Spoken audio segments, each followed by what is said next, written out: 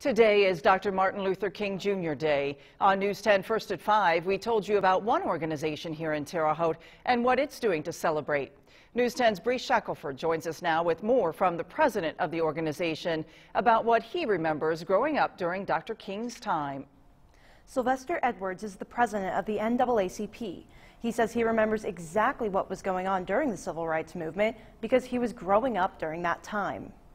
Edwards says he was just a teenager towards the end of the civil rights movement. He tells me he looked up to Dr. Martin Luther King Jr. then, and he still looks up to him now. We could pick our heroes and sheroes, and he was an example, the best example that we had to go the straight and narrow. Edwards says this year, this day means a lot because of all we had to witness and live through in 2020. He tells me Dr. King's message is still as important today as it was all those years ago. The message, do everything with love and always lend a helping hand. And that's a part of what the NAACP is about. We have a lot of different people who volunteering for a lot of non-profit organizations.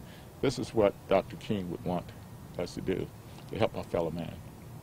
Edwards tells me there will always be hope of a brighter future, and he says recently he's seen that light of hope. That hope he sees right now is coming from the youth in our community and around the country. We as older people have done as much as we can, and we're going to keep on pushing on. We still struggle, but what's going to make it easier is the next generation behind our children and our grandchildren. It's their future, and they know what's best for America. Edwards left me with one last message he's learned from Dr. Martin Luther King Jr., and that's to make sure we always love one another. Back to you.